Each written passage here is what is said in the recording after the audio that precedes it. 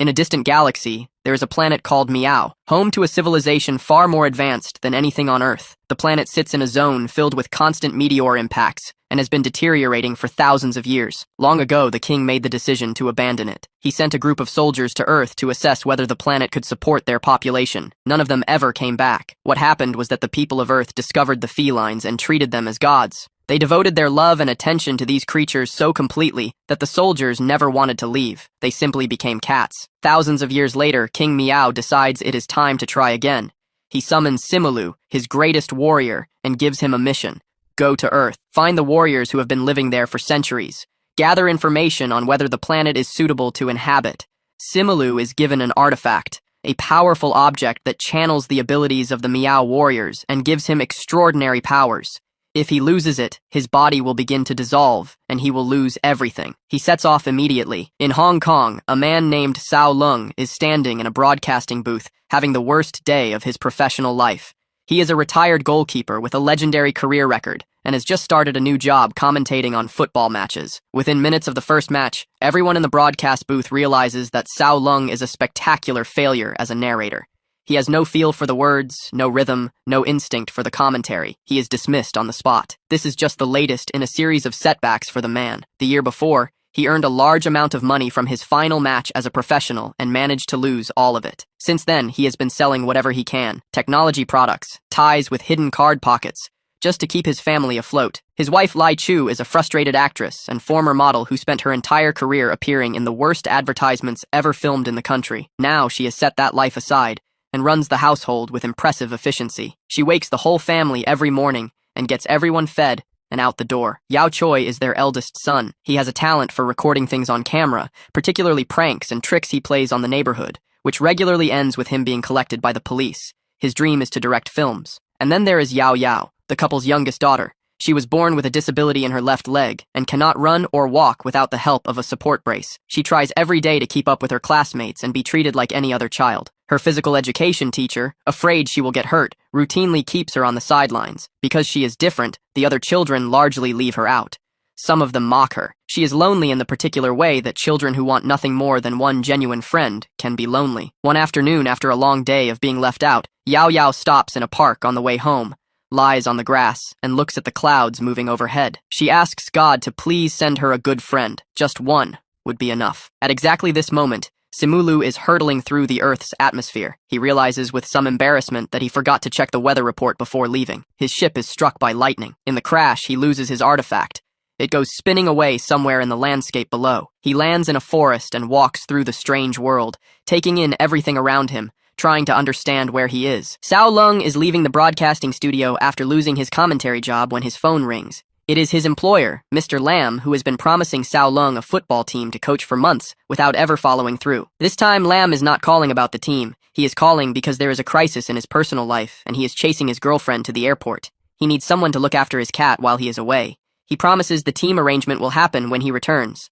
Sao Lung agrees because there is nothing else coming in and he needs whatever goodwill he can get. That night, he breaks the news to Lai Chu. She is not enthusiastic, but she accepts it on the understanding that a job is coming. The same night, Simulu is crawling through the dark, searching for his lost artifact. He spots a colorful parasol near the crash site, the direction his artifact flew when the ship went down. He runs toward it, but quickly discovers his powers are gone without the device. He can no longer make the extraordinary leaps the Meow warriors are known for. He hides when he hears a vehicle approaching. It is Sao Lung, arriving to collect the cat. Simulu watches from the shadows as Mr. Lam steps out and goes inside to hand over the cat. Simulu feels his body starting to dissolve. Without the artifact activating his form, he will simply stop existing. He remembers what the king told him. He must take on the appearance of an earth creature similar to himself, or he will disappear forever. He looks at Mr. Lamb's cat in the boot of the car. He copies the cat's form. The real cat, watching this enormous monster replicate its appearance right next to it, turns and runs as fast as it possibly can into the night and does not look back. Mr. Lam asks Sao Lung to retrieve the cat from the boot. Sao Lung opens it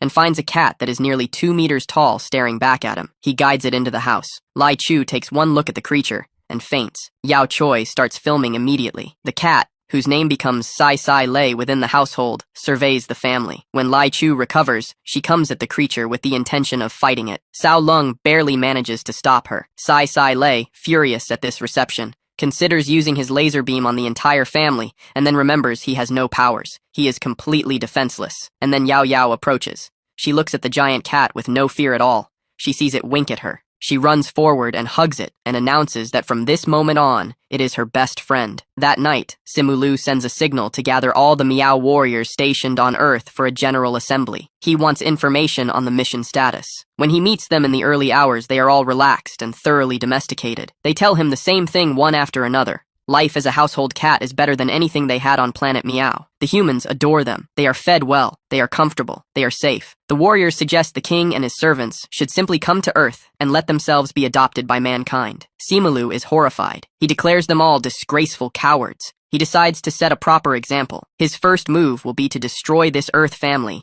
and then begin the real plan for planetary domination. He takes a kitchen knife and walks slowly down the hallway toward the couple's bedroom. He opens the door. Lai Chu is standing in the darkness on the other side with a facial expression of such terrifying intensity that Simulu stumbles backward and falls straight off the second-floor balcony. Sao Lung wakes up, finds his wife sleepwalking at the bedroom door, and ties the rope around her that he keeps by the bed for exactly this purpose. He leads her back to sleep. Simulu picks himself off the floor and tries Yao Choi's room. The boy is already awake, toy gun loaded, convinced it is his mother trying to get him up for school. Simulu gets thoroughly pelted with foam darts and stumbles into a power socket on the way out. He is electrocuted completely. He recovers and tries one final room, Yao Yao's room. He raises his claws in the dark over the sleeping girl. He looks at her.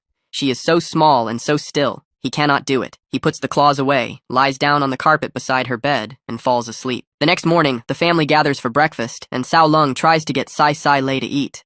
The cat drops a plate of noodles directly onto Sao Lung's head. Eventually, the family gives up and goes out for the day. When they come home, the apartment looks like it was searched by something very large and very determined. Sai Lei has torn through every piece of furniture looking for his lost artifact. Having found nothing, he is now working through the contents of the refrigerator. Lai Chu attacks the creature. Sao Lung stops her by kissing her in the middle of the chaos, which has always been his most reliable technique for defusing his wife. The family cleans everything up together, and during the process finds objects that have been missing for years. Lai Chu finds a bracelet her mother gave her, a piece that had been in the family for 3 generations, and which she believed was lost forever. The whole family thanks Sai Lei for the mess. Sai Lei stares at them. He came here to cause trouble, and they are grateful. He decides to try something more precise. He poisons the milk. At dinner that evening, Sao Lung serves the cat a generous plate of salmon with potatoes. Sai Lei devours the whole thing and asks for more. Lai Chu goes to get another serving.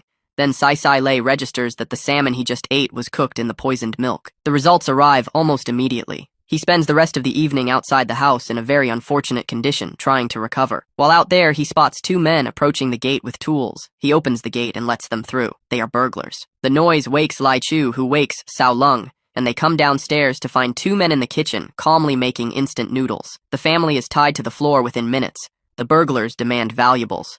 Sao Lung, who is always a salesman, begins presenting his product range as potential offerings. While he does this, the rest of the family spots Sai Lei outside through the window and signals to him urgently, "Leave. Do not get involved. Get yourself to safety. Do not get hurt because of us." Sai Lei watches these people, who he came here to destroy, trying to protect him while they are tied to the floor. Something in him changes direction entirely. He starts meowing loudly to draw the burglars' attention to the window. The 2 men come over to see what is making the noise. They are met with a blow from Sai Lei that sends them both far across the garden. The family unties themselves. They gather around the enormous cat and thank him. Receiving this affection while knowing exactly what he had been planning to do to them, Sai Lei feels something warm and uncomfortable and completely unfamiliar. He cannot name it. He wants to feel it again. The next morning, Yao Yao comes home from school holding a maths test with a failing grade and a note saying that a parent must come in to discuss it the following day. She looks at the paper and looks at Sai Lei and arrives at a plan. The next day, she appears at school with the giant cat dressed in women's clothing, hat, and mask, introduced as her mother. Her teacher, Mrs. Cam, is confused by the visitor's height and asks for the mask to be removed. Sai Lei sneezes at exactly the right moment, and the mask flies directly into the teacher's face. Worried about illness, Mrs. Cam insists the visitor keep the mask on. As Mrs. Cam discusses Yao Yao's poor mathematics performance, Sai Lei spots a bird on the windowsill and begins climbing toward it. Mrs. Cam observes this behavior from the disguised parent and concludes that this poor child is doing remarkably well given what she clearly deals with at home. She drops the matter about the test. Yao Yao walks out of school having solved the problem in a manner she will never be able to repeat. When the weekend arrives, Sao Lung takes the cat to the park. Sai Lei is not interested in parks. He wants to go home. The feeling of belonging somewhere is becoming harder and harder to ignore. Then Monday brings a development. Yao Yao's physical education teacher, Miss Lee, pulls Sao Lung aside after school to tell him she has been a fan of his football career for years. She invites him to participate in the upcoming school sports championship as a way of being more present in his daughter's life. He agrees. When he gets home, Lai Chu is standing at the door, watching two men distribute posters with Sao Lung's face on them, debt collectors. Every neighbor on the street has